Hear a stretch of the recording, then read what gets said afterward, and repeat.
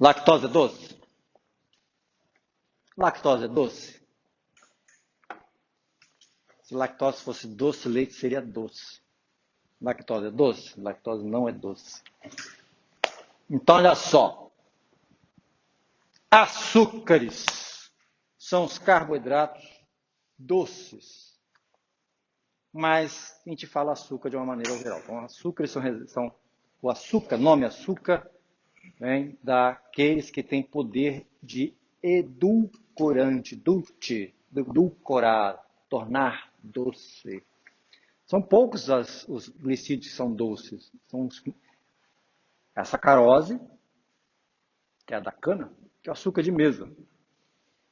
A frutose, que é o mais doce de todos. E a glicose um pouquinho doce.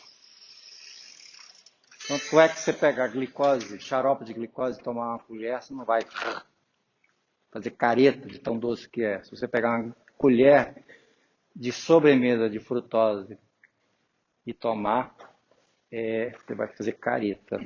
Mel. Mel é açúcar, gente? Mel. O pessoal fala assim, isso não é açúcar, isso é mel. Isso é mel de abelha. Mel é açúcar? O que é mel, hein? Quais são os dois constituintes majoritários do mel? Quais são? Frutose, glicose. Logo, quem é diabético não deve tomar mel. Porque mel tem muita glicose. 50% praticamente do mel é glicose. A diferença do mel, por exemplo. Você pega, esse mel aqui é mel falso, ele foi feito de xarope de sacarose. Né? É muito fácil fazer mel artificial. Você pega sacarose, hidrolisa a sacarose, depois bota mais uma pitadinha de frutose, pronto, você tem aí uns corantezinhos, um corantinho amarelo ali, para ficar amarelinho. Pronto, você tem mel. Mel, tal qual. Joga lá no HPLC e tá lá. Frutose, glicose, aí tem que lá bota umas pitadinhas de maltose, não sei o que lá, pronto, você faz o mel. Mel. Então, mel é uma mistura de frutose, glicose, com uns traços de outros açúcares, maltose e outras coisas. Então, nem todo carboidrato é doce. Na verdade, a grande maioria dos carboidratos não são doces. Aí, a gente fala carboidrato. Mas por que carboidrato? Porque esse tipo de biomolécula tem como fórmula mínima CH2O. CH2ON, onde N é o número de carbonos. Então, se vocês olharem aqui, hidrato de carbono. Então, os glicídios. Resolveram, então, botar outro nome, glicídios. Mas aí também tem outro nome, sacarídeos. E tem outro nome, ose.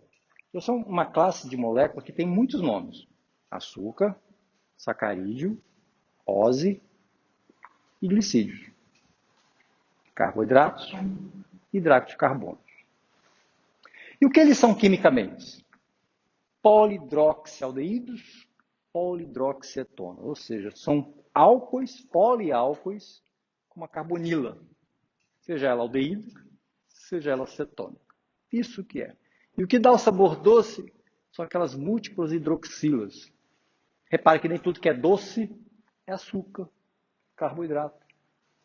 Né? Estévia é doce, mas não é. Sacarina é doce, mas não é. Estévia é horrível, né? Sucralose. Vocês já viram a sucralose? Eu ouvi falar em sucralose, né? Já. O que dizem da sucralose? Que ela é o quê? Que ela é o quê? Saudável, que ela é natural, né? Tá bom. Então, os glicídios são polihidroxialdeídos ou polihidroxietônicos. Então, tem uma função principal dele. Ou é aldeído, ou é cetona. Todos eles, então, quando a carbonila é um aldeído, eles são chamados de aldose. E quando a carbonila é cetona, é uma cetose. Presta atenção, hein? Todos eles têm pelo menos um carbono quiral, exceto umzinho, que é de hidroxacetona. Esse não tem. Se tem carbono quiral, eles têm isomeria espacial. Tá? Vamos ver algumas aplicações e algumas funções biológicas. Quais são as funções biológicas dos glicídios? Fonte de energia de carbono.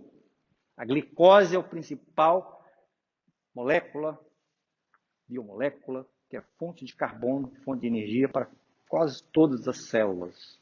Todas as células usam glicose como fonte de carbono e fonte de energia, exceto as células fotossinteticamente, as células fotossintéticas restritas, aquelas que precisam fazer fotossíntese para viver. Reserva de energia e de carbono, nós temos vários. Nós temos aqui o amido e a inulina, são reservas de carbono em vegetais.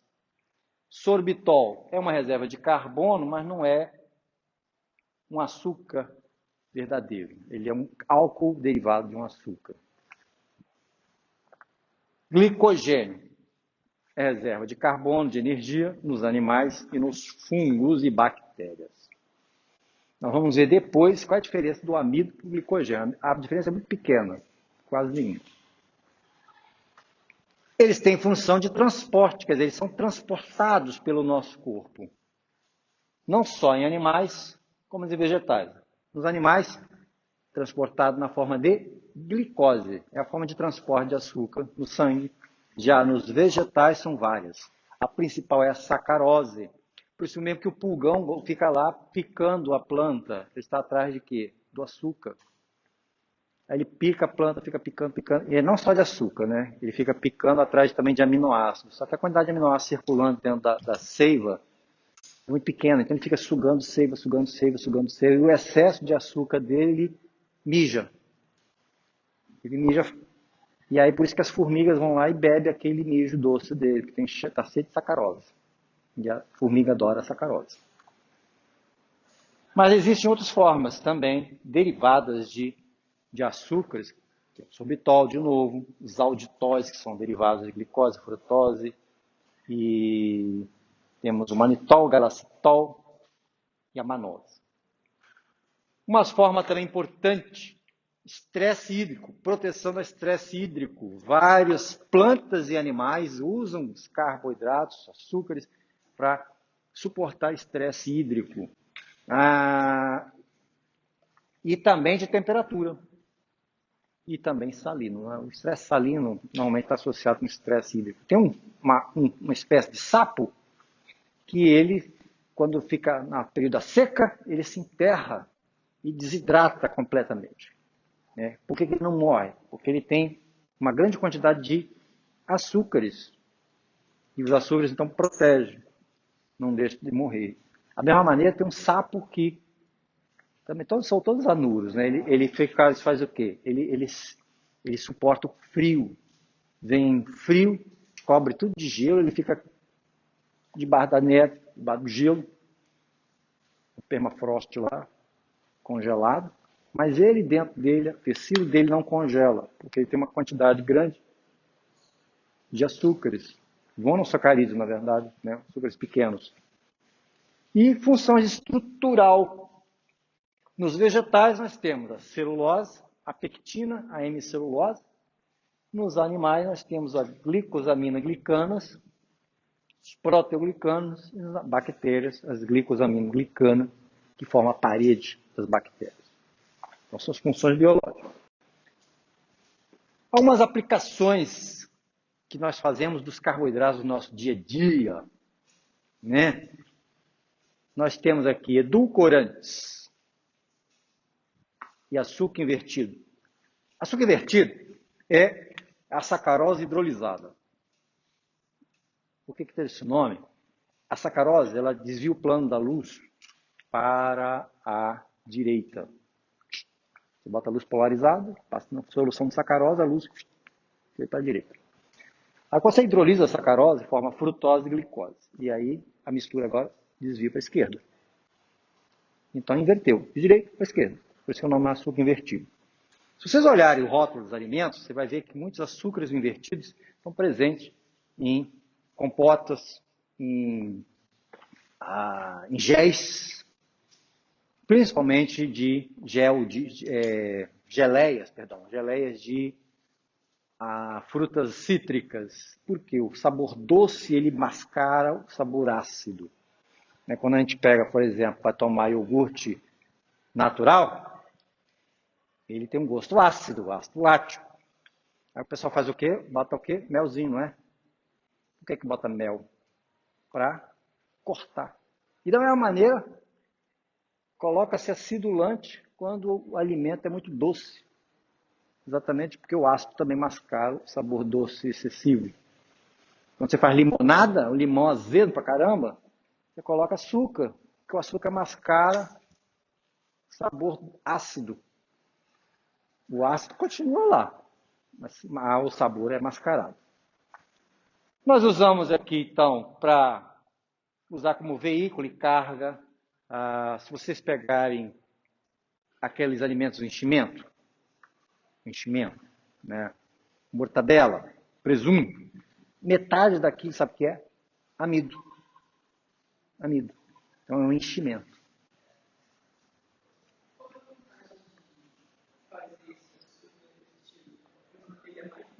Porque ele é mais doce que a sacarose. Bem mais doce. Então, veículo e carga, quer dizer, você usa como para aumentar a massa. Fonte de carbono para levedar a massa de panificação. Então você usa, por exemplo, quando você vai fazer pão, se você não botar açúcar no pão, a levedura não vai levedar, porque a levedura não usa o amido. Ela vai... Se você usar aquelas massas, aqueles amidos, aquelas farinhas assim, que contêm amilase, aí sim, a amilase vai lá, degrada o amido. De forma glicose ela usa. Senão você vai ter que usar açúcar, que aí ela usa a enzima, a invertase, degrada a sacarose e usa como fonte de carbono e leveda.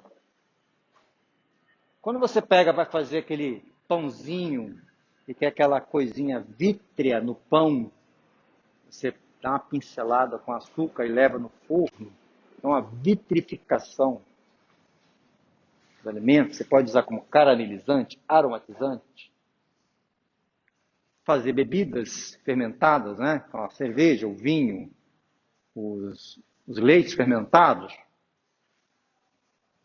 Panificação, aqui eu chamei a atenção com fonte de carbono, de novo, panificação. E conservantes. Você usa sacarose, xarope de sacarose como conservante. Você coloca lá os alimentos enlatados com xarope de sacarose, né? Pêssego em calda, figo em calda.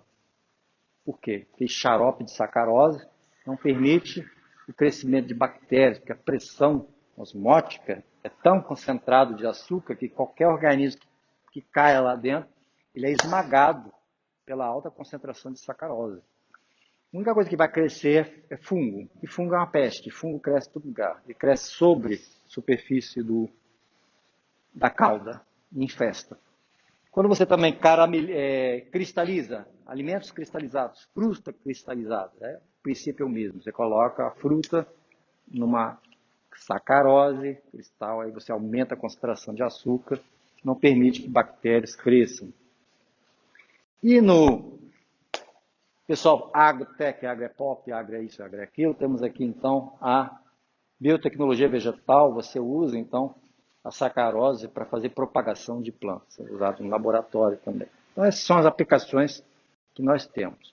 Aplicações industriais que nós temos são muitas que nós hoje está em voga. Você, a partir dos açúcares, você pode criar uma gama imensa de substâncias, né? E aqui no Brasil é o etanol, que é o nosso álcool, que é a partir de sacarose. E repara que você pode criar várias substâncias. E aqui está ela, a sucralose. A sucralose é feita a partir da sacarose, por isso que eles falam que é natural. Mas não é natural não, tá? Eu vou mostrar para você a estrutura da sucralose. Amido. Amido, que é reserva vegetal e é a nossa principal fonte de alimento, né? Fonte de carbono, a partir do amido, no pão, nos amiláceos, né, que obtemos os nossos carboidratos. Ele é usado também para formar uma série de substâncias, e aqui é formar xarope de glicose.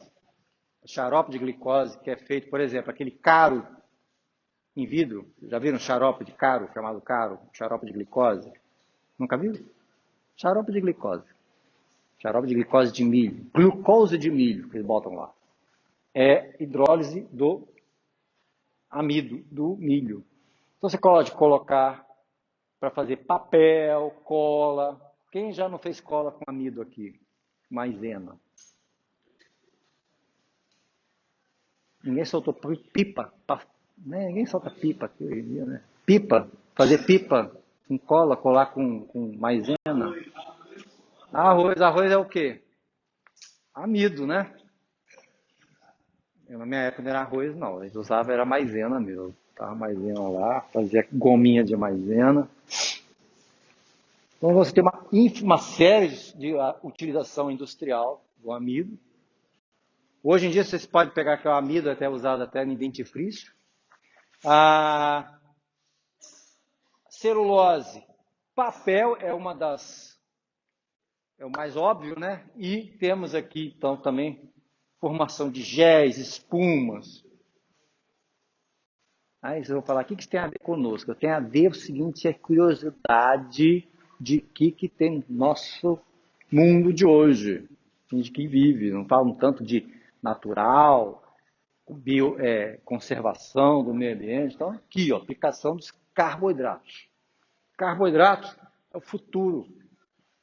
E aqui a hemicelulose, aqui está mostrando, imagem do fundo, um carboidrato, é uma hemicelulose, uma derivada de hemicelulose. Pectina, se vocês olharem lá no Google, pectina. Aí vão ver várias receitas usando pectina para fazer geleia. Geleia, né? Geleia.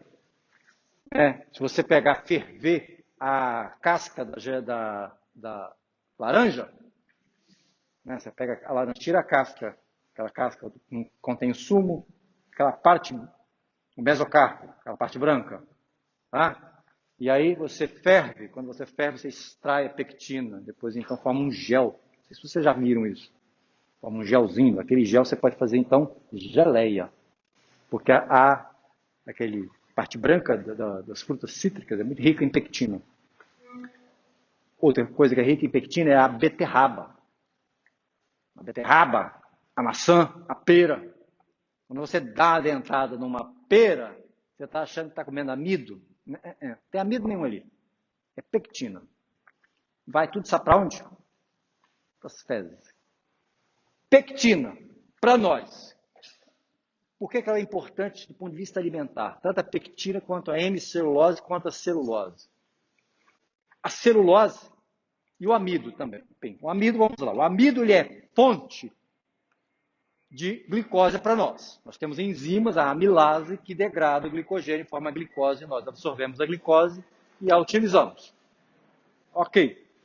Só que existe, né, uma parte do amido que é o amido resistente. O amido, então, é fonte de fibra solúvel. Também, o amido é fonte de fibra solúvel. E celulose. Celulose é fonte de fibra insolúvel. Nós não temos celulase. Então, os alimentos à base de vegetal, se não forem cozidos e muito bem mastigados, do jeito que eles entram, eles saem. Então, os alimentos à base de vegetal, eles devem ser cozidos, porque quando você cozinha, você desarruma a parede celular e permite, então, a quebra da parede celular mais fácil.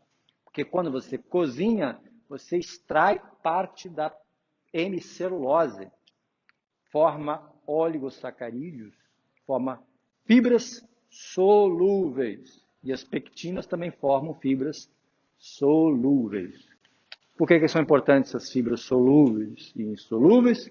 Porque elas auxiliam no trânsito do bolo alimentar. Então, do ponto de vista fisiológico, do ponto de vista nutricional, essa é a importância desses carboidratos. Desses todos os carboidratos, desses todos os polissacarídeos que eu falei, né? Apenas o amido que tem importância nutricional.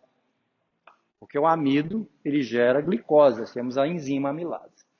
Nós não temos nenhum micro-organismo habitando em nós que degrade a celulose, nem hemicelulose, nem pectina. Fala. Mas claro que serve, é pectina. A cenoura ela é docinha, não é? Ela tem inulina também. Só que você também não digere. Só que quando você cozinha, você degrada a parte da inulina em frutose, você assimila. Não. Quando você come esses alimentos crus, você tem que mastigar bem. Porque aí a ruptura é mecânica, no seu dente. Você vai ruptura. Quando você cozinha, você tem uma ruptura da parede celular e você absorve melhor os alimentos, os nutrientes. Então, a beterraba cozida, se você cozinhar no vapor, é melhor. Você perde menos nutrientes. Você bota assim, aquelas panelas modernas hoje, você coloca a parte de cima, você bota os legumes, e a parte de baixo você faz o arroz. Aí o vapor cozinha e os sais que por um acaso saírem, caem para dentro do arroz. Né? Aí você bota assim uma beterrabinha em cima, seu arroz fica vermelhinho. Você bota uma cenoura, ele vai ficar meio amarelinho. Aí você bota assim uma cúrcuma para ele ficar bem amarelinho, com bastante xantofila. Você sabe que cúrcuma, abóbora, tudo que tem beta-caroteno é bom para o homem. Dizem que previne câncer de próstata. Né? Beta-caroteno é um antioxidante. Bem, gente, então vamos parar por aqui, que são quase 8 horas. E aí entraremos na parte estrutural explicando.